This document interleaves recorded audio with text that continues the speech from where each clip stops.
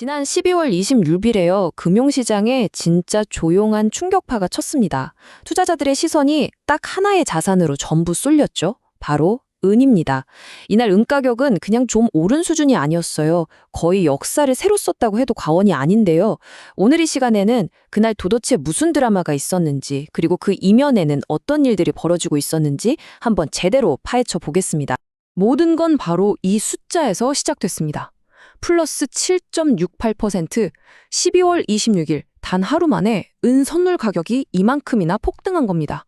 보통은 되게 안정적인 자산으로 생각하는 은에게는 정말 믿기 어려운 굉장히 이례적인 상승률이었죠. 네, 말 그대로 폭발했다는 표현이 딱 맞습니다. 장중 가격이 사상 처음으로 온스당 75달러라는 심리적인 저항선을 그냥 가뿐하게 뚫어버렸고요.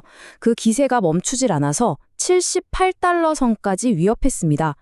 이건 단순히 기록을 경신했다는 걸 넘어서서 은에 대한 시장의 평가 자체가 근본적으로 바뀌고 있다는 아주 강력한 신호였어요. 자, 그럼 이제부터가 진짜 궁금해지는 지점이죠. 도대체 무엇이 이렇게 극적인 가격 폭등을 만들어낸 걸까요?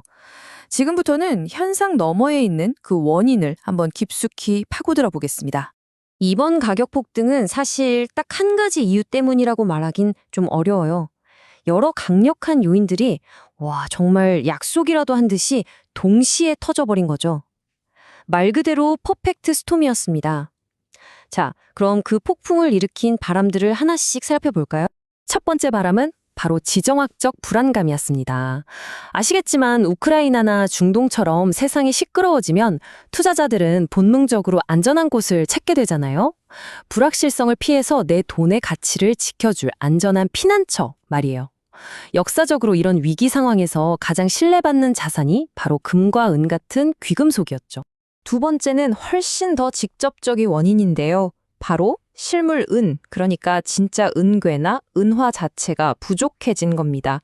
시장에서 은을 사려는 사람은 폭발적으로 늘었는데 정작 거래소 창고에 있는 실물 재고는 바닥을 보이기 시작한 거죠.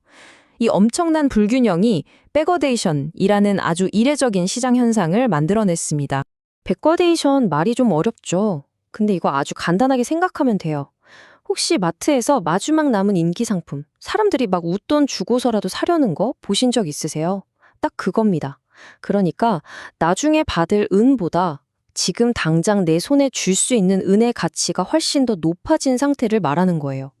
그만큼 시장에 실물 은이 급하다는 가장 확실한 증거라고 할 수 있겠죠. 그리고 이 폭풍에 기름을 부은 세 번째 요소가 있습니다. 바로 투자 광기죠. 시장 분위기가 그냥 오를 것 같은데 수준을 넘어서서 이성적인 판단이 좀 마비되는 그런 투기적 열풍, 매니아 단계로 들어섰다는 분석이 나오기 시작한 거예요. 뭐랄까 분석보다는 나만 뒤처지면 안 돼. 이런 감정이 시장을 확 덮어버린 거죠. 이 관기가 어느 정도였냐면요. 이 한마디가 딱 보여줍니다. 온스당 300달러까지 갈 수 있다.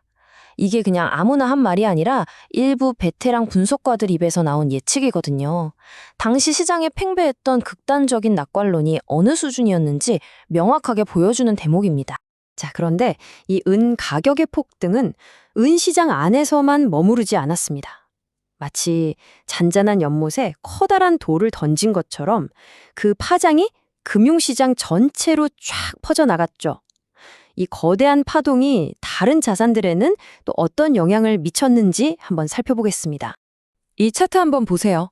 그날의 주인공이 누구였는지 아주 명확하게 보이죠? 물론 안전자산의 대표주자인 금도 1% 넘게 오르면서 꽤 선방했지만 7% 넘게 폭등한 은 앞에서는 정말 명함도 못 내밀 수준이었어요. 이날 시장의 모든 스포트라이트는 은이 완전히 독차지했다고 봐야죠. 은의 이 뜨거운 열기는 관련 자산들로 그대로 옮겨붙었습니다. 여기 보시는 것처럼 스프랏 같은 실물 은을 담보로 하는 상품들은 당연히 사상 최고가를 찍었고요. 심지어 은을 산업용으로 쓰는 서던 코퍼 같은 기업 주가도 덩달아 막 올랐죠. 근데 좀 재밌는 게 은을 직접 캐는 인데버 실버 같은 채굴 기업은 약간 평가가 엇갈렸어요. 관심은 엄청 뜨거웠는데 한편에서는 이거 이미 주가가 너무 오른 거 아니야? 하는 그런 밸류에이션 부담에 대한 경고의 목소리도 같이 나온 겁니다.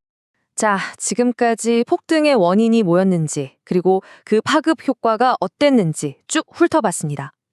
그럼 이 모든 걸 종합했을 때 우리는 이 현상을 어떻게 봐야 할까요? 그리고 앞으로는 어떻게 될까요? 지금 시장의 전망은 딱 이 그림처럼 팽팽하게 맞서고 있습니다. 한쪽, 그러니까 강세론자들은 지정학적 불안이나 공급 부족 같은 아주 강력한 이유들을 들면서 이건 장기적인 슈퍼 사이클의 시작이다. 심지어 2025년 가장 뜨거운 투자가 될 거다 이렇게 말하고 있고요. 반면에 다른 한쪽에서는 아니다. 연말 세금 문제 때문에 곧 차액 실현 매물이 쏟아질 수 있다. 혹은 가격이 너무 올라서 정작 은이 필요한 산업계가 외면할 수도 있다. 이런 현실적인 위험을 경고하고 있는 상황입니다. 결국 우리는 이 근본적인 질문 앞에 서게 됩니다. 우리가 지난 12월 26일에 봤던 이 역사적인 사건, 과연 이게 앞으로 펼쳐질 거대한 슈퍼사이클의 서막을 알리는 신호탄이었을까요? 아니면 정말 곧 뻥 하고 터져버릴 위험한 투개족 광기의 절정이었을까요? 그 답을 찾아가는 것은 이제 시장과 또 이 내용을 보고 계신 여러분들의 몫으로 남았습니다.